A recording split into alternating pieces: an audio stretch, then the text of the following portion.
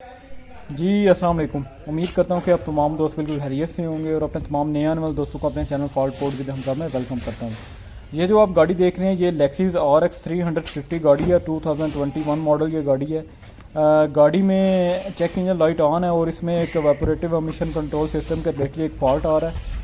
एक तो नहीं है, बहुत सारे उसमें कोड आ रहे हैं, वो आपको चेक कराता हूँ। देखिए जी, इसमें चेक इंजन लाइट ऑन है और जो इसमें फॉल्ट आए हुए हैं वो मैंने डायग्नोस किए हुए हैं, वो आपको चेक करा देता हूँ। तो ये स्कैनर पर मैंने इसे डायग्नोस किया हुआ है, वो आप सबसे पहले चेक कर रहे हैं।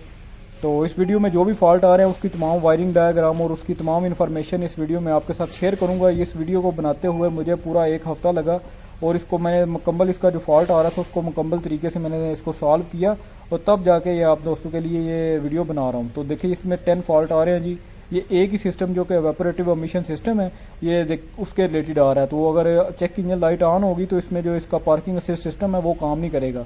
तो वो देख रहे हैं उसकी लाइट भी ऊपर ब्लिंक कर रही है। तो यहाँ पर इसकी देखें पार्किंग ब्रेक सिस्टम का भी इसमें इशू आ रहा है, सिर्फ और सिर्फ इसकी वजह से, चेक इंजन लाइट की वजह से।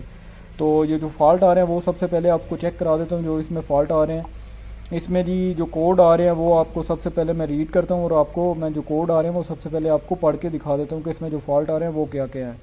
तो जो इसमें प्रॉब्लम आ रही है ये थोड़ी रिफ्लेक्शन है, मैं कोशिश करता हूँ कि आपको सही नज़र आए। देखें जी, इसमें जो फॉल्ट आ रहा है वो है जी P24007E evaporative emission system leak detection pump control circuit actuator का कोड है। यानी कि जो इसका वेपोरेटिव सिस्टम लगा हुआ है नीचे, जो इसका पंप कंट्रोल मॉड्यूल लगा हुआ है, एक्चुएटर लगा हुआ है, जो इसका मोटर है छोटी सी, उसमें प्रॉब्लम आ रही है। और ये एक फॉल्ट है, यानी कि एक उसमें ई का दिखा रहा है और साथ में देखें ये एफ का भी है, P2447F। ये भी इसमें एक्चुएटर का ही फॉल्ट आ रहा है, leak detection pump control circuit actuator का कोड है। और साथ में देखें जी P24187E evaporative system switching valve control circuit actuator stuck on, ये स्टक हो चुका है यानी काम नहीं कर रहा अब।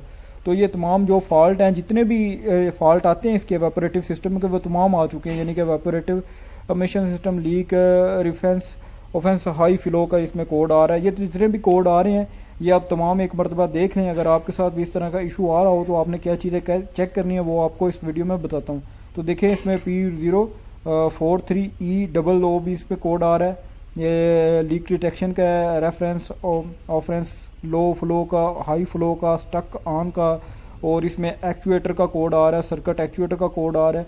ये जितने भी कोड है ये तमाम कंडस्टर जो नीचे लगा होता है टैंक के नीचे, वो उसका काम ये होता है कि जब आपको फ्यूल टैंक में हवा बन जाती है तो वो उसको हवा को लेकर आपके मैनी फ्यूल में लेके जाता है, ताकि जो हवा आपकी निकल रही है वो इसके कंबस्टन चैम्बर में चली जाए और वो काम आ जाए गाड़ी के कंबस्टन में। उसको में फ्यूल की जो बाहर से हवा लेता है वो उसको लेनी ना पड़े, जो कि आपके टैंक में हवा है वो उसको इस्तेमाल कर ले।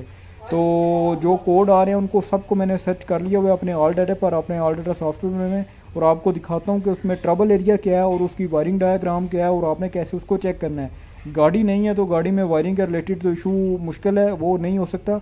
और जो इसमें प्रॉब्लम आ रही है वो उसका ट्रबल एरिया आप देख रहे हैं कि उसमें सबसे ऊपर जो है वो कंडस्टर पंप मॉड्यूल है, उसमें बाद में उसकी वायरिंग कनेक्टर और पंप कंट्रोल ECU है और ECM है, देख रहे हैं आप, यानी कि उसका कंप्यूटर है। तो सबसे पहले जो ऊपर चीज़ है वो कंडस्टर पंप है। उसका कंडस्टर पंप जो कि फ्यूल टैंक के बिल्कुल नीचे उसके साथ ही लगा होता है, उसकी भी लोकेशन आपको बताता हूँ, कैसे वो आपने चेक करना है उसको भी, वो भी आपको बताता हूँ। तो ये आप देख रहे हैं जितने भी कोड आ रहे हैं उन सब की एक ही जो ट्रबल एरिया वो सब का एक ही है कि कंडस्टर पंप हो सकता है, यहाँ उसकी वायरिंग कनेक्टर, यहाँ के आपका कंप्यूटर हो सकता है। तो जितने भी ये कोड आ रहे थे जो सबको मैंने यहाँ पर सर्च किया हुआ। तो यहाँ पर आपको कंडस्टर पंप का जो काम है वो भी नीचे जाके चेक करा देता हूँ। ये जो कंडस्टर वाल्व है ये आप देख रहे हैं, जैसे ही आपकी टैंक में हवा का प्रेशर जो ज़्यादा हो जाता है तब ये एक्चुएटर काम करता है और काम जो हवा बनी होती है आपके टैंक फ्यूल टैंक में उसको लेकर आपके जो मैनी फ्यूल है उसमें दाखिल करा देता है। उसको जो हवा है वो ज़ाया नहीं होती और वो उसके फ्यूल टैंक में सॉरी उसके मैनी फ्यूल में चली जाती है और वो मैनी फ्यूल से फिर वो कंबस्टर चैम्बर में चली जाती है हवा। तो जो इसमें चीज़ें शामिल हैं वो तमाम चीज़ें ये दी गई हैं। इसमें फ्यूल टैंक है, उसका पंप है, उसका कंट्रोल वाल्व है, एक्चुएटर है उसका, ये तमाम चीज़ें ये आप देख रहे हैं स्टेप वाइज, उसमें नंबर वाइज आपको यहाँ दिखाई हुई हैं।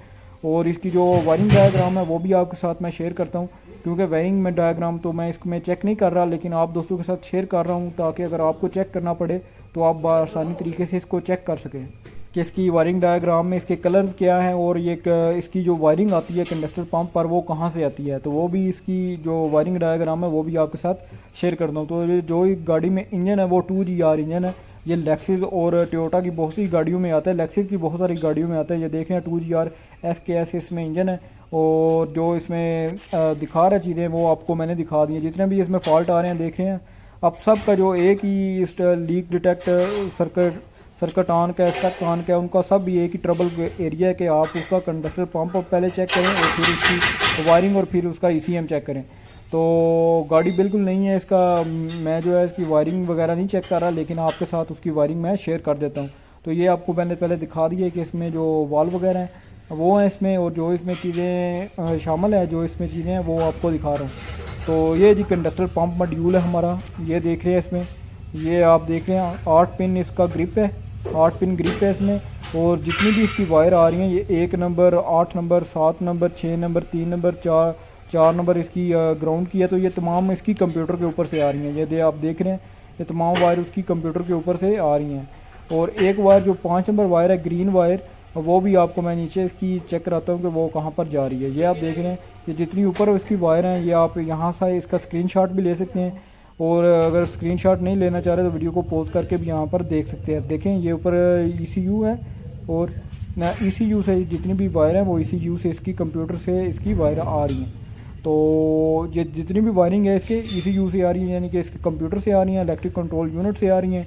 अगर आपको चेक करना हो तो आपने मल्टीमीटर से इसके ECU से जो वायर आ रही हैं वो आपने इसके पिन से कंटिन्यूटी की चेक कर लेनी है।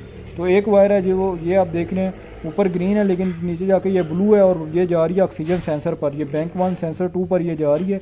ये आप देख रहे हैं बैंक 1 सेंसर 2 की ये इग्निशन की वायर है, B1 यानी इग्निशन की वायर है। ये भी कंप्यूटर से आ रही है इसकी, ये यहाँ से होकर फिर हमारे का जो कंडक्टर पंप है उसके ऊपर जा रही है। ये देखें ब्लू है और ब्लू ऊपर से जाके ये ग्रीन हो जाती है, ये देख रहे हैं आप। तो ये इसकी वायरिंग डायग्राम है। यहाँ पर ये 5 नंबर पर इसकी वायरिंग डायग्राम आ रही है, वायर आ रही है इसकी।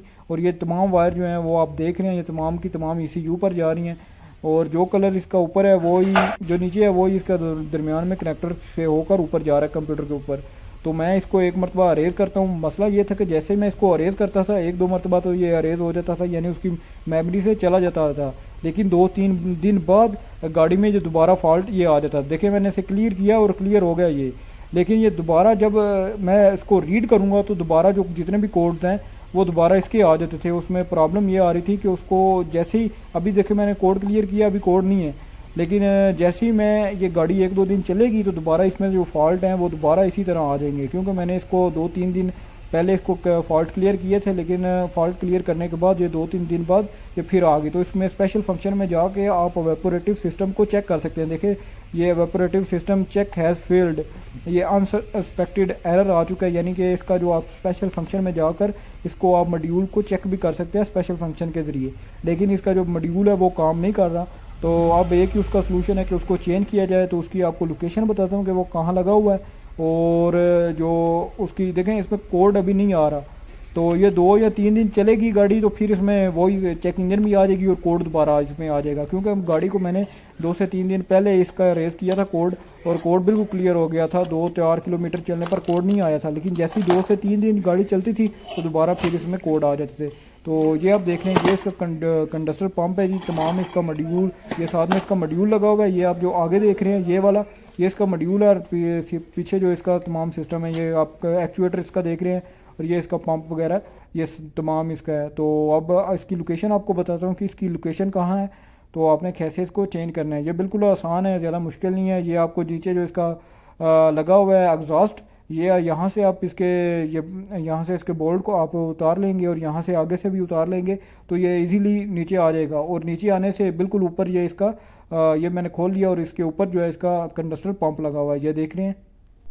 तो ये नीचे से ये आप इसकी शील्ड उतारेंगे तो बिल्कुल इसके नीचे ये आपका जो कंडक्टर पंप लगा हुआ है, ये इसका एक 2 से 3 इसके हॉर्स पावर लगे हुए हैं, ये आप देख रहे हैं। एक ये लगा हुआ है, एक जनाब इसका ये लगा हुआ है प्लास्टिक का, और एक रबड़ का था, और एक ही इसके ऊपर लगा हुआ है। तो 2 से 3 इसके जो है वो बोल्ट लगे हुए हैं, आप इसे उतारेंगे तो इजीली ये उतर जाएगा। और एक इसका मेन जो ग्रिप है वायरिंग का, वो जो कंप्यूटर से इसकी वायरिंग आ रही है उसका ग्रिप ये लगा हुआ है। तो ये जी मैंने उसका पुराना उतार लिया है और अब ये नया मैं लगा रहा हूँ।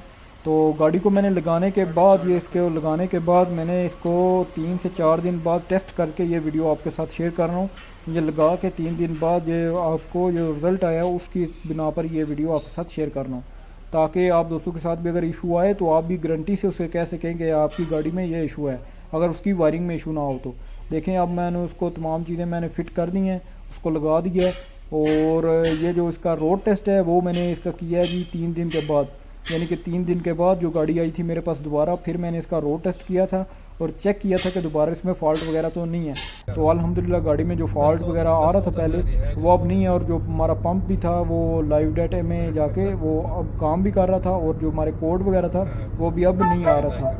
तो अगर वीडियो अच्छी लगी तो वीडियो को लाजमी लाइक करें, अगर चैनल पर पहली दफ़ा है तो चैनल को भी लाजमी सब्सक्राइब करें। इंशाल्लाह इस तरह की वीडियो मैं आप तमाम दोस्तों के लिए बनाता रहता है, जो जिसमें फ़ॉल्ट को मैं डिटेल से आप दोस्तों के साथ शेयर करता हूँ। तो अपने चैनल का ख्याल रखें, दुआओं में याद रखें। इंशाल्लाह मिलते हैं अपनी नेक्स्ट वीडियो में, अपना बहुत सारा ख्याल रखें। अल्लाह हाफिज़।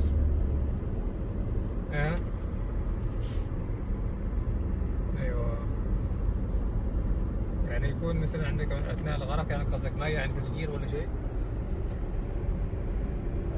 اها يلا اسف ان شاء الله. شوف يبي تخفض الى 80 هي 60 الى 80 اسف ان شاء الله.